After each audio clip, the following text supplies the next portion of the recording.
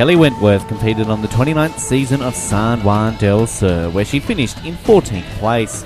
Despite being the strong Hinapu alliance from day one, Kelley's game was turned upside down after the tribe switch, which saw her go right to the bottom alongside her dad, and she was unfortunately voted out of the game just before the merge.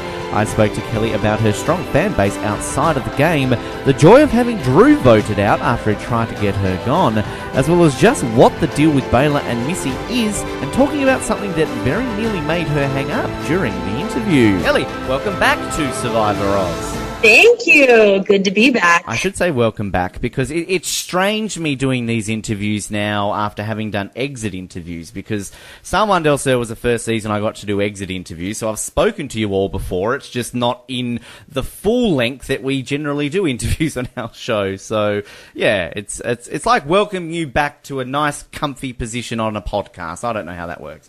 Okay, good. I know our last one was really short. I felt like we didn't get a chance to talk about everything, so I'm so happy that you invited me to go into a little detail. This will be fun. Yes, well, that was our Christmas episode. Of course, we had you there as well, and we learnt that you got given a flashlight for Christmas. So I hope you didn't get one of them for Christmas. God. Just gone.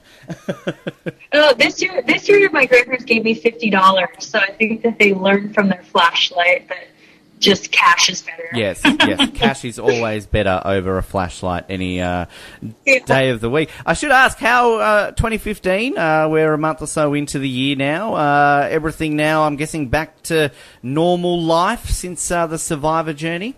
Yeah, back to normal, and it's good to be back. You know, Survivor takes over your life for 6, 7, however many months since you start the interviewing process, so it's good to be back to normal. I mean, season 29 is already forgotten and we're on to 30, so I'm excited for the upcoming season. It's kind of interesting how it goes, isn't it? Like, it's all this promo and excitement around, like, the season, and of course you've gone through all the process to get on the show, you filmed it, there's the waiting around till they announce the cast, you're on the show, then it's all over with, and then, yeah, season 30 cast is there, and it is. It's kind of like they just brush you aside. No, we're kicked to the curb. It's like over. It's like, okay, I'm done with you. Moving on to my next little group of children. You know? It's like, oh man. But yeah, it's all good. That's why shows like ours exist, Kelley. We make sure that we keep people alive. You know, like you can let me relive all the good and bad moments, just over and over. Yes. Yeah. Now, I read that. I mean, you said in an interview, I believe, after you were voted out, that you and your dad actually initially applied to be on The Amazing Race before being switched over to Survivor. So, I mean, how does that all work out? Were you big Survivor fans when that offer was initially given to you? Yeah, we are big Survivor fans. I've actually watched since season 1, and then my dad came in, I think, on season 2, and he's since watched Borneo, so he is completely caught up as well. I don't really know why we didn't know necessarily there would be a second Blood versus Water, so we didn't really think of applying as a pair, and then I never thought of applying by myself. I don't really know why. We just wanted to do Amazing Race together, and then this opportunity came up, so it was good. Were you glad that it was Survivor over The Amazing Race, or would have you preferred to maybe have done The Amazing Race? Well, I'm doing these things with my dad, and we had our little pre-jury trip, and I did get mad at my father a couple of times doing some things that could have been on The Amazing Race, so we would definitely do Amazing Race, but I am glad we did Survivor. Because it's interesting, because I know that in speaking to Jacqueline earlier, she mentioned that initially they were scouted for The Amazing Race before being switched over as well. So it's kind of interesting that we've got at least 2 pairs. I don't know if any other pairs from San Juan Del Sur were initially Amazing Race targets as well, but who knows? It could have been completely different had you guys been on The Amazing Race. Yeah, absolutely. It's kind of weird to think about because looking at the season 30 cast, there's so many fans. And on, season 29, on the season my dad and I were on, obviously, like, it just, you could tell that a lot of people hadn't seen Survivor before, or they had seen 2 seasons before they came out there. So I definitely think it was more of a recruit season, and it would have been a lot different if we had even had one pair, a different pair that had watched the show more, so. Do you think, in terms of you playing the game then, is it an easier or a harder game to play when you're with people who haven't necessarily seen much of the show? So, I mean, you said you've been watching it since day one, so you would know various subtleties of the game and how to do certain things. But if you're with somebody who's only watched the last 2 seasons, they're not going to understand some other aspects of the game that you would. Yeah, I think it is a little more difficult, and maybe that's easy for me to say because I was on a season with a lot of people that hadn't seen Survivor. Maybe if I was on a season, with contestants that had seen it, I would feel differently. But I do think it was very difficult because, you take someone, for example, let's just say Keith, who I totally adore. I think he's a wonderful person, but I tried to talk strategy to him so many times and just got to the point where, he kind of latched on to Missy before, he had the little argument with her over Baylor. But I tried to talk to him, and he kind of attached to her, and then he didn't, think like long term and what am I going to do like tomorrow or the next day. So it was very, very difficult in those situations when you're trying to talk strategy and someone just seems to not have a clue about what's going on. Was that kind of what then drew you to someone like Jeremy, who, as he calls himself, a student of the game? I mean, he seemed very adept at what is going on out there. I mean, given both your knowledge of the game, is that kind of make it a lot easier to work with someone like him? Yeah, I definitely think so. He and Reed were the 2 people on the Hunapu tribe that also had seen as much Survivor as me. So I think I did naturally gravitate towards them because I felt like they understood, and they also weren't judging me for seeing past episodes like certain people were. So yeah, I definitely think that was a big factor and one of the reasons why I wanted to align with Jeremy. Earlier, I mean, going sort of back pre-game with your dad and kind of the whole, how that all happened with The Amazing Race and switching over, was your dad always your first choice to play The Amazing Race and Survivor with? Or, I mean, were there any other people that you perhaps would have liked to have played it with as well? Yeah, I did apply with a girlfriend initially, just one of my old roommates and a friend of mine. We applied for Amazing Race, and then they asked if anyone else wanted to do it with me. So I felt kind of badly because I remember getting the phone call and having to tell her that they didn't want her, but they wanted me and a new partner. Wow. It was really awful. But I think out of, the couple people I applied with, I would want to do it with my dad. I felt like he was the closest one, and even if we got in a fight or something, like we wouldn't end up hating each other. I think we would get over it a lot more quickly than other people I had previously tried to go on with. So yeah, he would be my number 1 choice for sure. How did your friend react then in watching you on Survivor? Does she still talk to you, or is she kind of a bit bitter about all that? Well, she no longer lives in Seattle. We haven't talked in a few years. We were like roommates and then grew into friends, which I think is one reason why they didn't want us on Amazing Race together. Our relationship wasn't strong enough. Mm-hmm. If we parted ways, it's like, whatever, it doesn't matter now. So I haven't talked to her. I don't know. I know she's a Survivor fan, so she probably saw me, but no messages have come through, so. Oh, damn. Yeah. She's probably going to be on season 31 or something like that, and she'll message you then and be like, hey, I made it to 13th, and you only made it to 14th. I know, right? I know, I hope not. Oh my gosh, please. Yeah, no, we don't want that to happen. Did you go into the game with any strategy? I mean, did you sit down with your dad and kind of just have a big talk like, okay, this is what we're going to do if we get back together or if we're separated along the way? Yeah, we did feel like based on the first Blood versus Water, we would be separate. So we kind of went into it with individual strategies initially, although I did feel like I wanted to coach him a little bit because I know that my dad is a little bit older and a little stubborn. And so I wanted to tell him, like, you're going to have to find relationships with people, even if they're 20 years old. And I knew that would be difficult for him. But initially, I wanted to get an alliance of at least one person. Like, I wanted a really strong bond. Initially, that was Jeremy. And then you saw that Natalie and Jeremy were very close down the line, down the road, excuse me.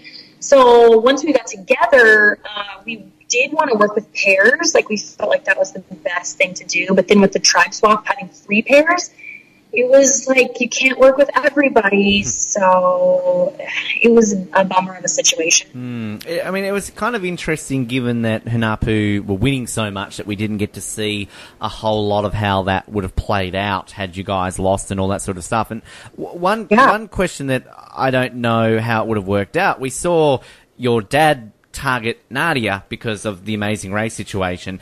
Do you feel you would have done the same for Natalie, or completely different situation had Hunapu lost first? Well, we targeted Natalie and Nadia first, or at least put them on the radar first with everyone else, just because they were an easy target right away. Like, 3 days in, how do you pick someone? You pick someone that's not very strong. You pick someone that's annoying. You pick somebody that you've seen play something else before, that has experience doing something. So we knew they were reality TV gals, and so we thought that's an easy person to target. If Hunapu had gone to tribal council, we would not have targeted Natalie, only because there were so many bizarre things going on around our camp that kind of revolved around Reed and then also Keith, that Natalie wouldn't have even been on the chopping block at all. I have to ask now, these bizarre things. I've heard various sides of things, what happened with Reed and Jeremy. I've heard there was incidents and all this sort of stuff. What happened there, Kelley? What was going on between those two? This is like a he said, she said, telephone game. Gosh, I'm going to tell you my side of the story. Okay, so we hit the beach, and Hunapu was going out and strategizing on day one, looking for idols. Like, everyone was, there to play. Even if they hadn't seen the show that much, everyone obviously was, trying to hit the ground running. So I went up to Reed. I liked him. He actually was in my casting group, and he looked like a nice guy, back when we did the interviews, So I went up to him and wanted to work with him. And then all of a sudden, an hour later, I have Drew coming up to me and all these other people, like Reed is trying to say the girls are going to get the guys and the guys are going to go against the girls, which didn't make sense because, like, the girls couldn't take out the guys, even though we took Drew out first, which was amazing. So good. But yeah, so I don't know what happened with Jeremy, if he was the one that started the rumor about Reed saying those things, or if Reed did say those things. I don't really know the truth of that, and I don't know if we ever will. But that was kind of what was going on. It would be fascinating to see how it would have played out down the line, because we saw, Josh v. Jeremy, this whole big battle coming to its head sort of at the merge. But had these two been able to work together, like, it would have been fascinating to see a Jeremy-Josh Reed alliance kind of battling it out, because, that had potential to be quite strong. Yeah, absolutely. And that would have been a cool ending, like if the enemies come together and, keep your enemies close or whatnot, with Jeremy and Josh working together. And that would have been pretty cool. And they all were gamers, so I think we would have had a very different ending. Not that Natalie didn't deserve the check. I am so glad that she won. So it would have played out very differently, though. When Koyopa lost that first challenge, how worried were you that your dad would be voted out? I was so worried. Oh my gosh. I almost started tearing up. Like, I never cry. And I was like, oh my God, crap. Like, because you don't know what's going on over there. You have no clue. Like, I don't know if he's getting along with people. Is he taking my advice? Because I told him, you need to work with these people. Don't be an outsider and all these things. So I had no idea. And it's so stressful. And you don't know until you go into the next reward challenge or the duel, whatever the hell it was called. So it was very, very stressful. And when you got to watch how that all played out, kind of, as I said before, targeting Nadia for all that, and, how we managed to save himself, were you proud of him, how he managed to do all that? Yes, I was so proud of him. I remember texting him on the premiere episode because he was watching back in Ephrata and I was watching in Seattle, and just the face he made at tribal council when Nadia, walked up with her torch and it was snuffed and he did the little smirk. I was like, oh my gosh, Dad, so proud of you. Like, that was really, really awesome. Yeah, I thought he was the first one gone, so he did a good job. I could imagine then too that when you guys obviously eventually switch, and we'll get to that, but the whole situation with Baylor and getting to kind of see his little I don't know how you would put it, relationship or tiffs with Baylor. That must have been interesting to see how all that played out. That was very interesting. Yeah. I'll just leave that at that. My mom said if you don't have anything nice to say, don't say anything at all. So I was just intrigued because I think a lot of people were pointing out you guys on social media when it came to Missy and talking them up during the season. So can we just assume that you, Baylor, Missy, you guys aren't exactly on BFF terms? Yeah, probably not. Hanging out with them anytime soon. So yeah, it's fine. Listen, here's the bottom line. We are just very different people, and it's always going to be that way. So it's a bit of a sticky situation. Please don't, okay. Yes. Sorry, it was left over there. I had to try it. If you play that clip right now, I swear to you, this interview's done. Wow. I've never had anyone hang up on me before, Kelley, so wow. Okay, well, here. I was going to ask you to sing it, but no, I won't. I can't. I don't even know. Good, all right. I can't do that, I'm sorry. Let's talk about something a little bit happier. Drew, now... Oh, yeah. What was it? Was there more to kind of your relationship with him that we didn't see? Because, he throws the challenge. He's so against you. Was there more in the build-up to that we didn't get to see? Or was he just on this weird notion that you were just the biggest target? I still cannot understand what his problem was. I don't know why he was so against me. There were much bigger threats in our tribe than little old me with my blonde hair and I'm just hanging out. I think the bottom line is that he was just pissed that I didn't agree with the way that he did things. So Drew was very lazy. He really did nothing around camp. He tried to act like, I built the shelter, so now I don't need to do anything the rest of the time that I'm here. Where we would all get up at, when the sun would come up and we're hauling wood and we're exhausted and making rice and cleaning things. And he's just laying there doing nothing. And when we went to that reward challenge and he tried to trade the flint back to the fishing gear, I told him, I was like, this is the dumbest idea I've ever heard. I think you're an idiot for doing this. I'm so sorry, but no, don't do this. And I think at that point, we just didn't get along. So it wasn't a matter of me being a mastermind. Okay. I'll say that yes, I would have been a very big, threat. But I think he just didn't like me. He just didn't like me. So. And he gets his comeuppance then, doesn't he? And then he's a total idiot and throws the challenge. Why are you never throw a challenge in Survivor? Mm-hmm.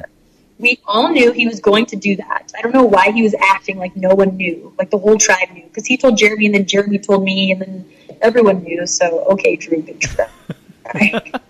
So it must feel incredible then, the moment when he gets his torch snuffed. You mentioned your dad's look on his face when Nadia goes. I'm sure you're there wanting to just jump up and dance at that point. Yes, I was so ecstatic because there was a part of me that felt a little bit worried only because he was gunning for me so hard. And I felt really strongly about the people that I was with and that they were going to vote for Drew. But you never know. It only took one person changing their vote, and then it could have been me, or something crazy happens. He says something at tribal council, and all of a sudden things are changing. So I was slightly worried. So when I saw it was Drew, I was like, yes, the plan worked. He's gone. John is on now on the outs because of that time. John and Drew were super close. I was like, yes, this is perfect. As long as there's no tribe swap, this is awesome. John's gone next. We are cruising. And then drop your buffs. Yeah. I'm crying inside. Well, I know you said obviously when you were voted out that you wish you didn't play with your dad at that point because that obviously screwed your game up. But when you first are on that tribe on New Coyopa and you are with your dad, are you thinking that at the same point too? Or you think, oh no, this isn't that bad before you then realise the situation?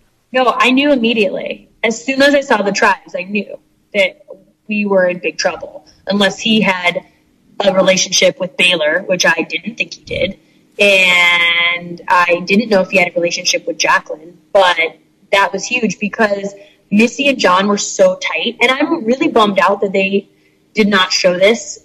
I guess later in the season they did, when they showed, basically how John would like run to Missy. He would almost ignore Jacqueline and like go to Missy and have these like long in-depth conversations. Well, that's exactly how it was in Hunapu. And I've gotten a lot of people saying to me like, oh, well, you didn't build relationships with everyone. No, I did build relationships with everyone. The problem is that you can't have a strong relationship with 8 people because people catch on to that. So you have to choose who your tightest 2 will be and roll with it. So I was not as close to John or Missy as I was with some of the other people. Unfortunately, that's who I was on the tribe swap with. They were closer than I was with them. And then the rice thing happened, which did not help at all. And that's it. I mean, what do you do? It's not like, and the difficult thing is that if you're on a season with individuals, you can maybe sway one person's thinking. Yeah. You can maybe squeeze in. But when you have a block of 2 people, it's like, even if you convince one person, then that person has to go tell their loved one, well, here's what I think, and they have to agree to it. It's just so hard. It's interesting because I know on paper when that switch happened, it would say be the obvious thing, the couples to get together and take out Keith, but Keith, yeah. But clearly that was never going to happen with kind of all the relationships that you were saying before. When it came to that vote, though, were you surprised that you were the target and not your dad? No, I wasn't surprised because we knew that a merge was only a vote or 2 away. And had I made it to the merge, I probably could have reconnected with some people more than those 2 couples did. And they would have been in trouble. And I don't think that they thought my dad had the relationships that I did over on the other side. So it was the smartest thing to get rid of me first. And I could also imagine it's frustrating given that, I mean, you knew when the season was about to air that obviously you didn't make it as far as you would like to. I mean, the edit that you got, I guess, would be frustrating because, I mean, I'm assuming there's obviously a heap of things that you've done, that you've experienced out there that you're thinking, oh, they'll show this, they'll show that, but they never end up showing. Yeah, it's total shit. What the hell? Like, I'm serious. It's so, I mean, I understand they can only show so much, but I think this season particularly, they focused so much on Jeremy and Josh, and then they would on people's boot episodes, they would kind of make them the focus. This happened more than once, and it's like, what the hell? There was so much going on. And I think I say funny things. Maybe I'm not as funny as I think I am. I don't know, but apparently, whatever. So for everyone listening, I'm really not as boring as they tried to make me out to be, and I swear that I was talking more than they were showing. So whatever. Well, we're going to get to the listener questions because trust me, you've got a fan base, Kelley. Like you do have a fan base, yeah. And I don't know if I mentioned it to you in either our last couple of chats, but we have a sweep on this show where we draw names out of a hat and we put some money in, and if the winner gets money at the end. You were my pony, so I had money riding on you. So I'm sorry. Yeah, no, so you should be. I'm devastated. Okay, you're devastated. Imagine my disappointment with the situation. Yes. No, look, you had $1 million on the line. I only had like $100. So yeah, look, I think it's okay. I can understand that just a little bit more. I know you mentioned in your exit interview that you went into that tribal council knowing that you were going home. I mean, how is it sitting there? Because we all know tribal councils go for a couple of hours, and they're a lot longer than we see on TV. That must be an incredibly difficult situation to sit there for that amount of time, knowing that you're going home and you're just like, I'll get this over and done with. Yeah, it stinks. I mean, I don't know how else to put it. There was that small chance that John and Jacqueline would go with us, but I just knew by the way they were acting before we left for tribal that they weren't. It just people. I mean, you saw how great of a liar John was when he was talking to Jeremy about the idol. Yeah, no, he can't exactly lie that well. So I knew that it was probably going to be me. I was hoping so badly it would be Baylor. And then, the other crazy thing is that when people go up and vote, you can tell by how they're writing. But I was like, wait, that doesn't look like Baylor's name. I was like, that looks a lot shorter. When Jacqueline wrote the name down, I was like, maybe she's voting my dad. So for a split second, I thought about voting my dad out, but I didn't know if they were going to vote for Baylor, and I didn't want to vote my dad out and then be like, shit, I just voted my dad out and it could have been Baylor. Wow. You know what can you imagine? Yeah. Oh my God. But at least I would have had a better edit that way. Well, that's it. Like, I mean, we all know Sierra from the first Blood vs. Water is just basically, not to take away from Sierra's game, she played a good game, but of course the main thing she's known for is voting her mum out. So had you voted out, exactly, you would have gone down with Sierra. It's like, oh no, you voted out your own father.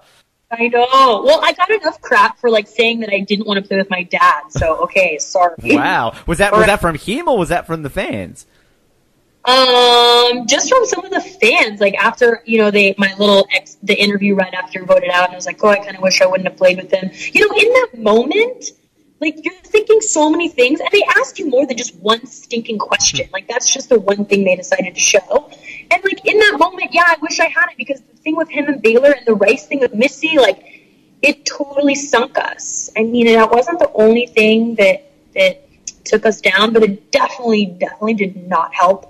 Having to deal with that on top of trying to stay in the game and talk to We love the what if questions on this show, Kelley, and I guess the key what if question here would be, had John and Jacqueline taken out Baylor that night, had Missy gone when your dad went, so say you and your dad are still in the game come the merge, yes. Do you feel you would have gone as far as Missy and Baylor did?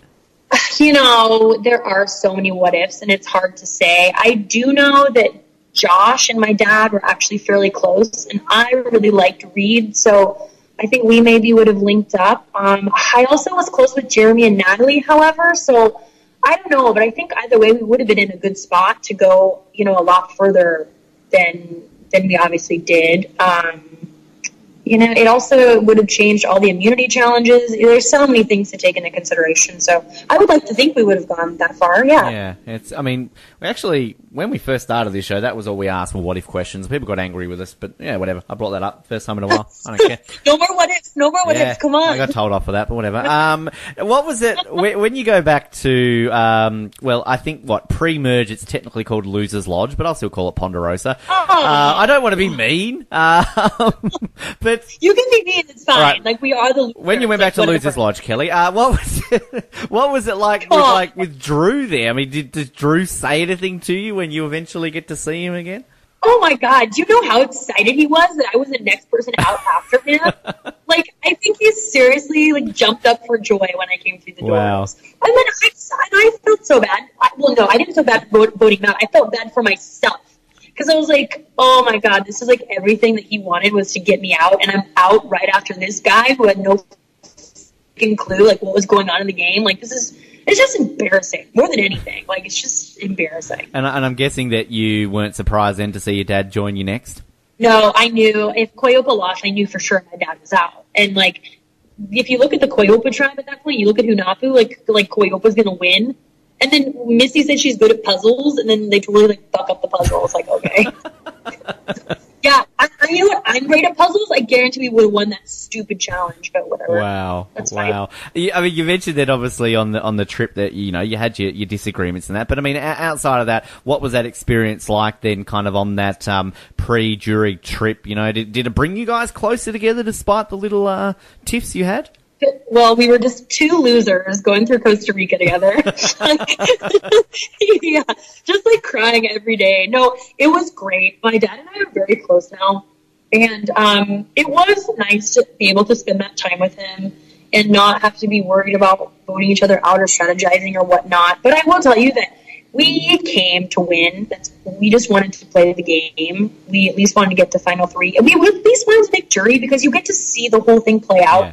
When you're out before jury, you don't even know what the hell's going on. So, we had a good time. We bonded. It was great. But I think a lot of the time we were just really thinking, what if? What if we're still in the game? We just wanted to go home. We were, over it. Yeah. We just wanted to.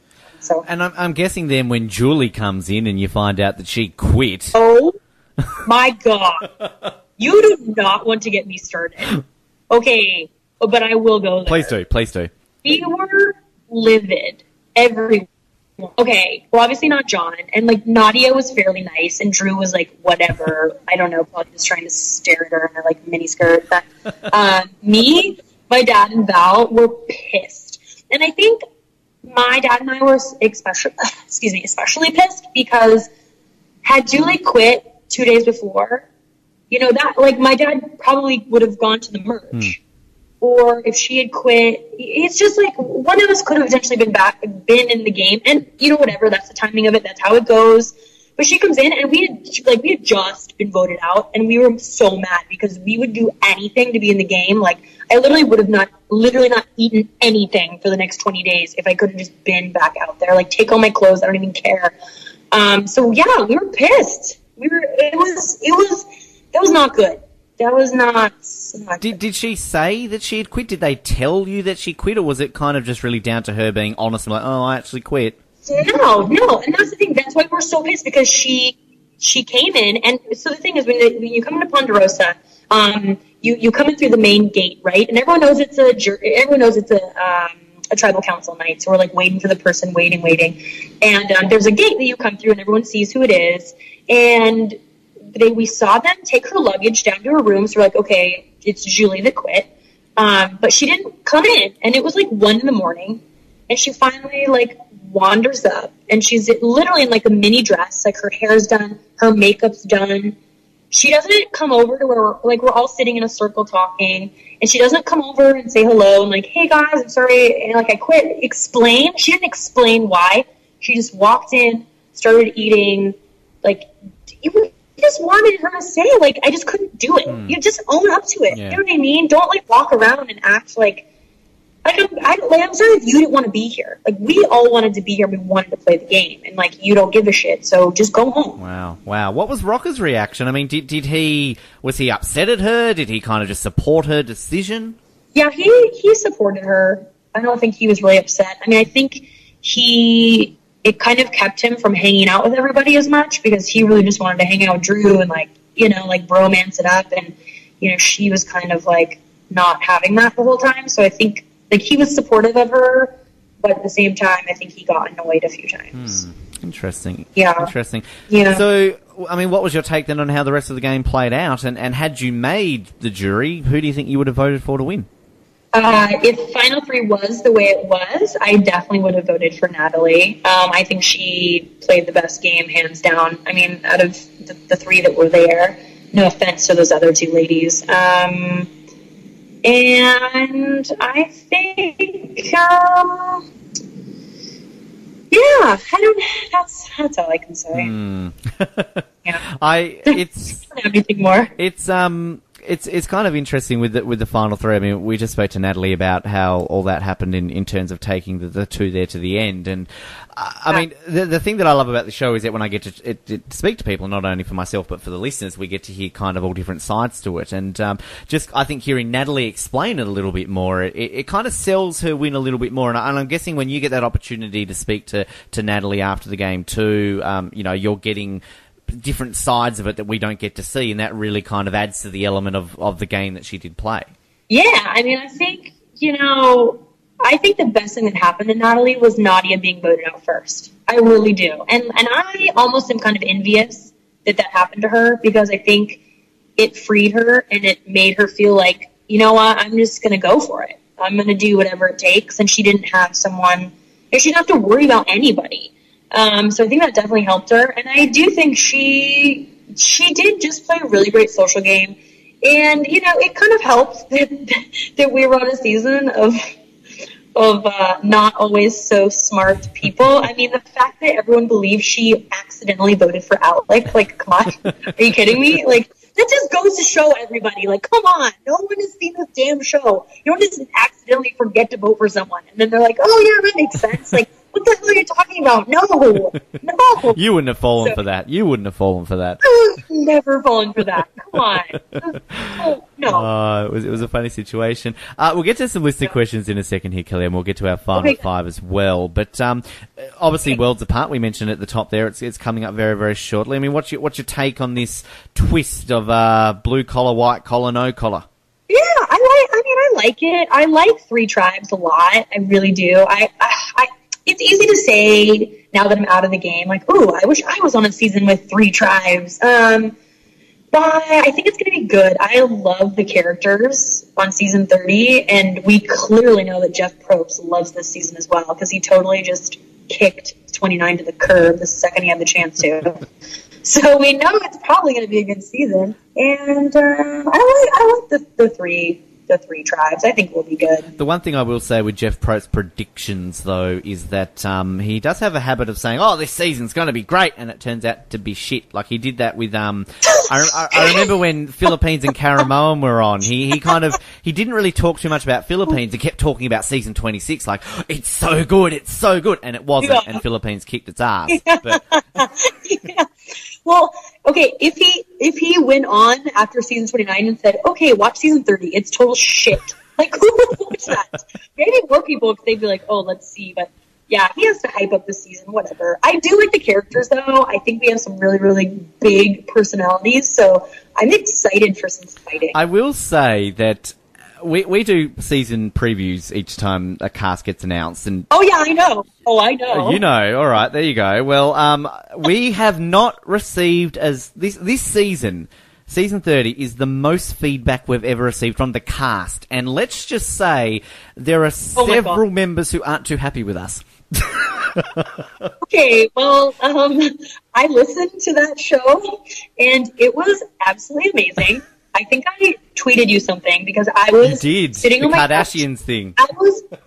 I almost peed my pants. I was laughing so hard at some of those things, and I won't mention who or what or anything. You guys will have to go listen to it if you're listening to this. Oh, good segue. I like that. See, there you go. But can we talk about the season 30 cast and their social media? Please, activity? because look, I please do, because I don't want to be. I'm not trying to stir the pot here with the season 30 cast, because we honestly go into these episodes where we don't have Survivor contestants on, and it's just myself and the Ozlets, and we assume no one listens because people we generally care don't give a shit about we're not Rob Has a Podcast, like we don't have a cult following, so I mean we get carried away and we say things that are a little bit mean, but we don't mean it to be. But it's so amazing. But currently, we've had a few people from season 30 say, "Oh, we've listened to it. Oh, I wouldn't share that with some of our other casts." And we've had a couple of people not too happy with us. So we're obviously trying to apologise and not go into season 30 with them hating us. But I will just point out that we've said worse about other casts. You have? Well, yeah. I'll just leave it at that. Okay.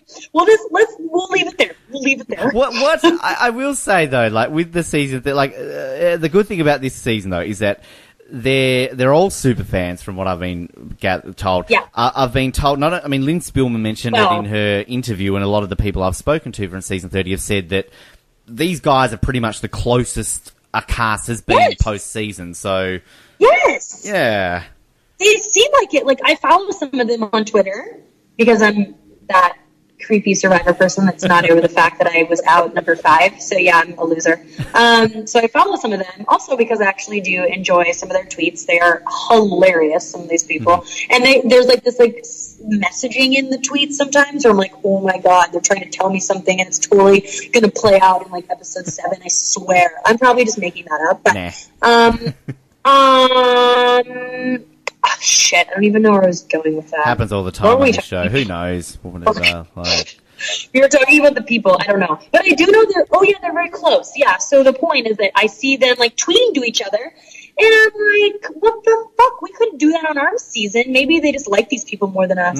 Because your season, was it not the first season where there was sort of a blanket ban, or was that in place in Cagayan? I don't think it was, because I think I remember Tony and Spencer having little fights during that season. So I think your season was the first where they were strictly like, no, you can't tweet during the season. Yeah, but that's crap. We weren't even supposed to like tweet out a picture, like our little like photo that they take. Yeah, wow.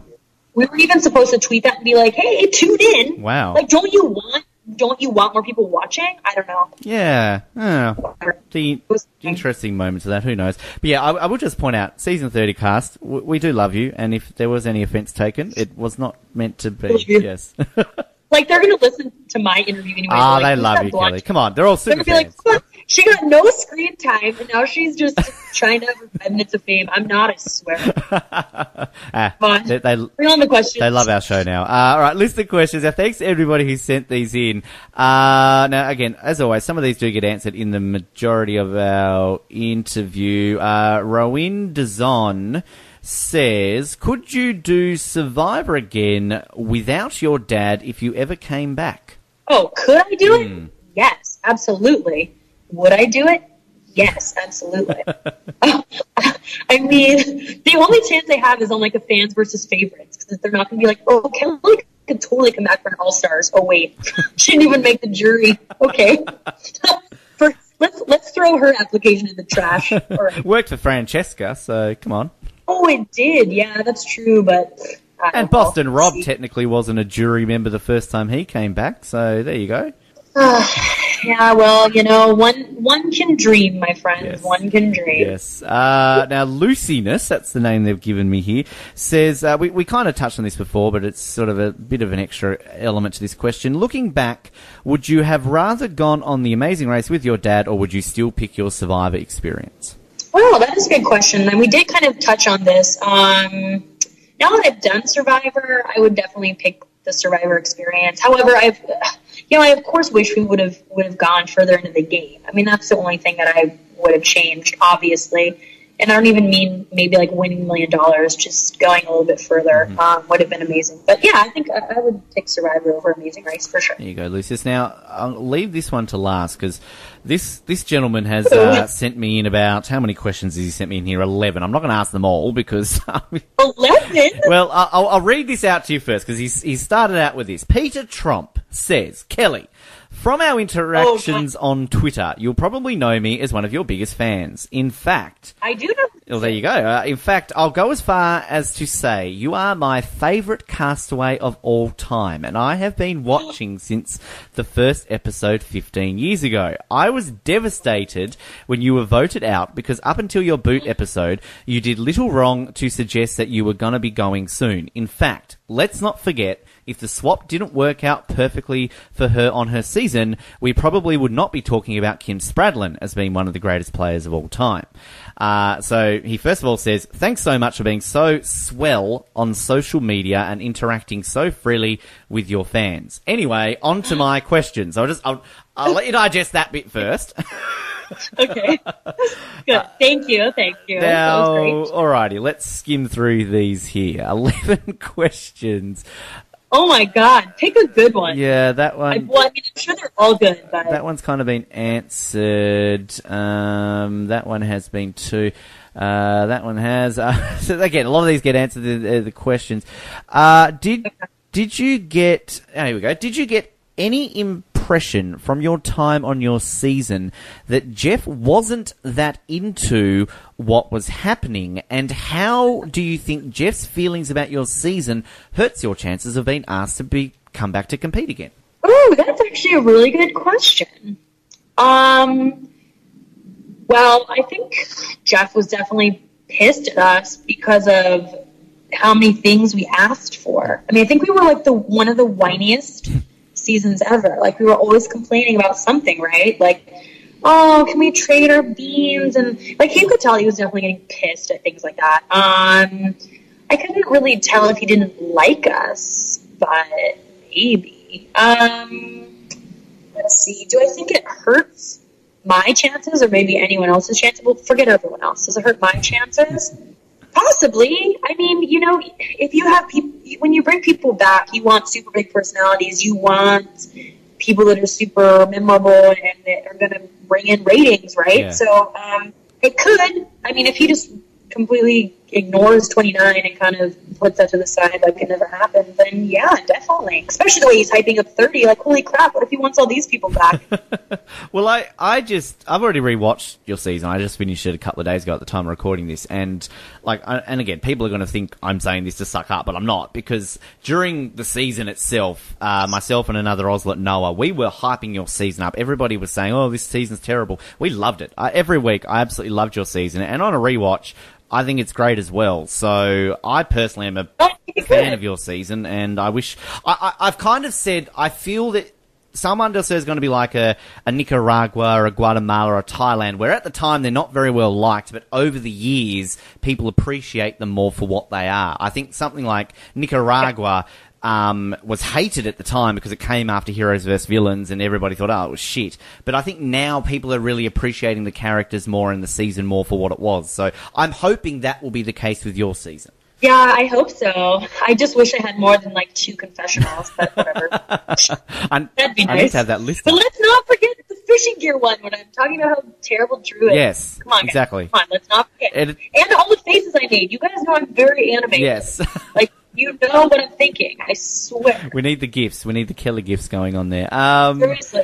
Yes. What else have we got here from him? There's a soccer-based one. I know you play soccer. Being a huge soccer fan, which position do you play in, and how would you feel about Coach, the Dragon Slayer himself, coaching a team you played on? Oh, my God. This is good. Yeah, I do play soccer. I used to play striker, but now I play midfield. And how would I feel about Coach? I mean, yeah, I would be happy to meet any fellow, Survivor player.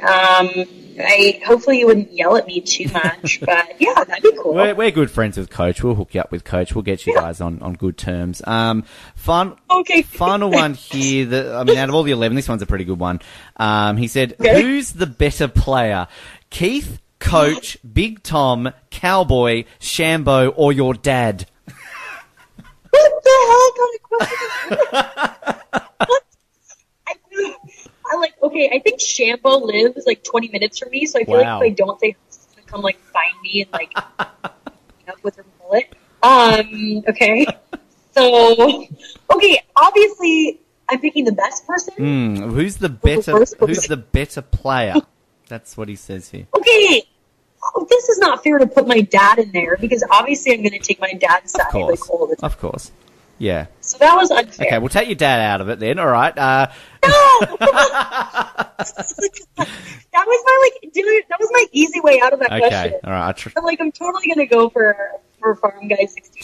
Tried to stump you there, but good play there. Thank you, Peter, for all those questions. He said at the end here, please tell Ben they need a South African presence as part of their Oslet gang. Well, we have nothing against South Africa. Peter, apply, and then you can be an Oslet. Why not? You can beat out Kelley. Kelley can become an Oslet first, so there you go. Thanks to Peter and everybody who sent the questions in. Now, Kelley, we wrap up every single interview. We have a set of, we say they're 5 questions. There's technically 6 in here, but they're quick-fire, opinion-based questions. And as a super fan of Survivor, I'm expecting big answers from you here, so no pressure.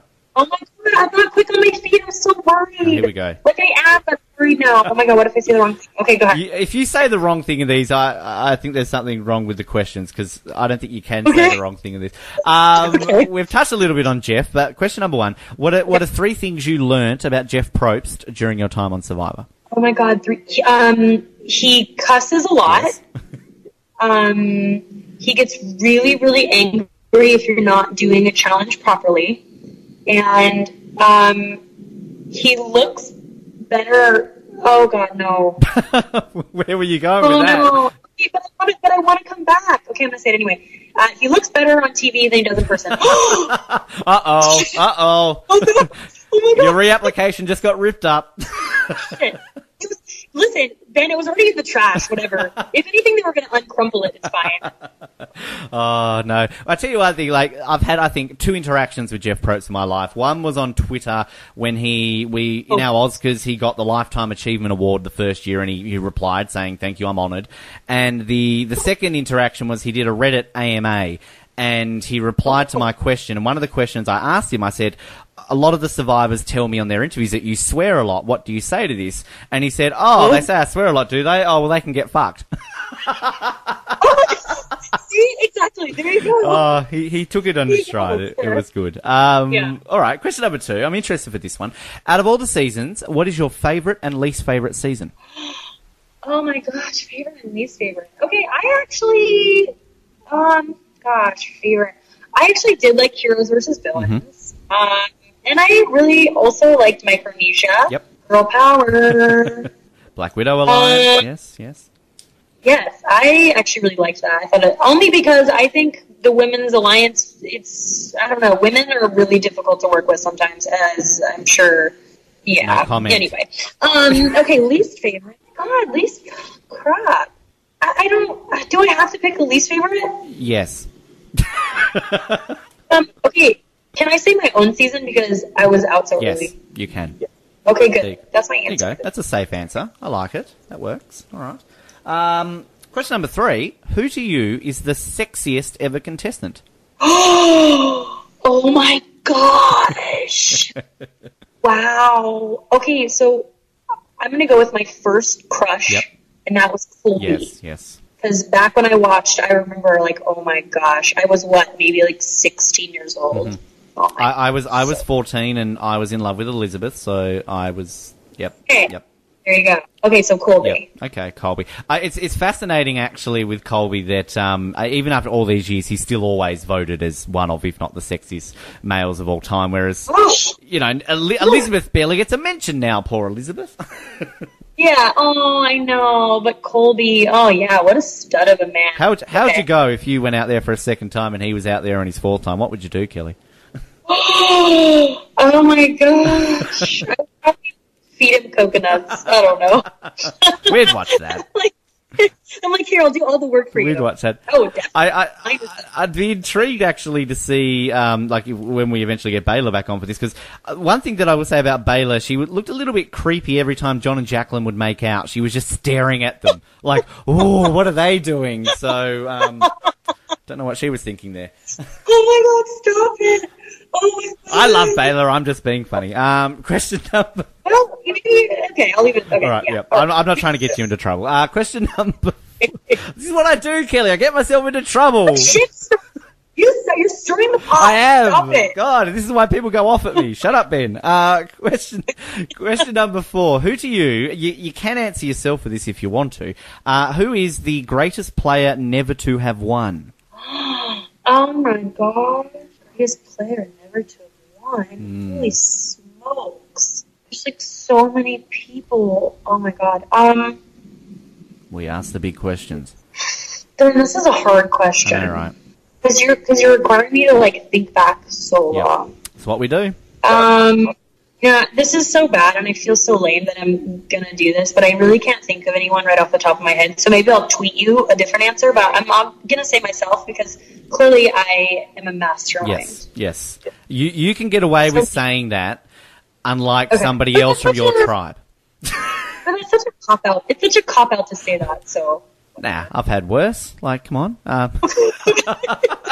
That was mean. That was mean. Okay. I'm not naming names. I'm just saying. All right. Yeah, I expect you to tweet it out later. Just stop tweeting me Kardashians, please. That offends me. Hey, you guys said it, not me. Question number 5. This one might be easier. I don't know. Who is your least favorite winner? Oh my gosh, least favorite winner. Oh my God, these questions are so hard. I think right now. Oh my gosh, I'm like rocking my brain.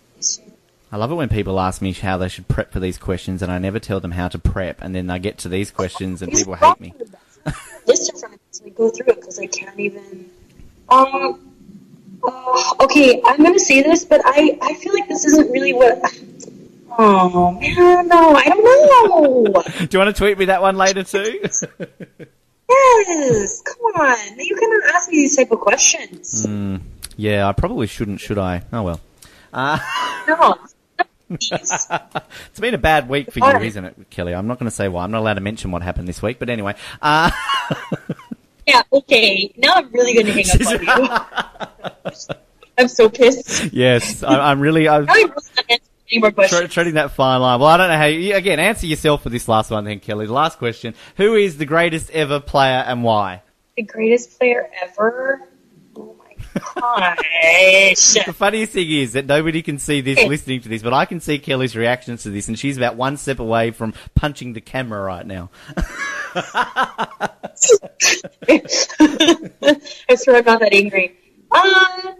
Okay, listen, I feel like this is so cheesy to say this, but I've always been a Poverty fan. I know everyone always says they want to play like Poverty and they're like Poverty and whatever, but I really like her. So I'm gonna go with Poverty, I guess. You're allowed to. But they're really, really amazing winners, all for different reasons. So, you know. Yeah. If I can only pick one, I guess. You would have gotten to, of course, meet her pre-game, wouldn't you, in all the pre-game interview little promo things she does? Yeah. We did get to meet her, yeah, and she is very sweet, very beautiful in person. I mean, that must be an interesting experience, I guess, kind of going into that pre-game and you're doing all the pre-game press and he's like former winner, like chatting to you and all that. So is it daunting? I mean, how is that feeling? Yeah, it is a little bit overwhelming. And then, you can't talk to anybody for like 5 days. And then you finally get the chance to talk to somebody. And it's almost just like, you can't even, you don't even know what you're thinking anymore because you haven't spoken to anyone for so long. And then they're asking you these questions about how you're going to play the game and such. And you're like, okay, I can't even remember now because I'm not even thinking properly. But yeah, it was cool to meet her, and she's very nice, and yeah. There you go. We were lucky enough to have her on the show once, so hello to Parvati if she's listening. She's doing great guns for herself after Survivor. Now, Kelley, I will say that's it. There's no more questions. You don't have to. Okay. Well, thank God. You don't have to panic. I was like, oh my God, I was having a panic attack. Yeah, you're fine. You're all good. You're out of the woods now. I will say to you though, thank you very much for your time. This has been a lot of fun. Always good to get you back on the show. Good luck with everything that's coming your way this year for 2015, and of course, not only do we hope to see you on Survivor again, but also get you back here on Survivor Oz at some point in the future as well. Yeah, hopefully. Only if I can talk about Kardashians. Oh, God, no. No, you're not welcome. Go away. Okay, then. All right. I won't talk about that. Okay, yeah, definitely. Thank you so much for having me. This is really fun. Thank you. And a big thanks to Kelley there. Very fun chat, and we look forward to getting Kelley on, of course, again. Survivor Oz episode recaps. Who knows? We might have her involved a little bit more in the show in the future, so stay tuned for that. And stay tuned for interviews with San Juan Del Sur cast today. Of course, Kelley's father, Dale's interview, also available today. You've got interviews with Natalie. You've got interviews with Jacqueline. You've got interviews with Jeremy. They're all up today. 5 interviews to bring you up to date and keep you busy during the week because, of course, we've got 5 parts of our rankings cast out today as well. So 10 episodes of Survivor Oz in one day. You are going to be busy this week, aren't you? I know I am. That's why I'm getting them out early for you. SurvivorOz.com is where you can get all those episodes. Subscribe to us on iTunes, the easiest way to get them straight to your computer and device. Remember, you can like us on Facebook, follow us on Twitter, and subscribe to us on YouTube as well, where you can listen to all episodes via YouTube there too. In the meantime, my name is Ben, the Tribe has spoken. We will speak to you next time here on Survivor Oz on the Trains.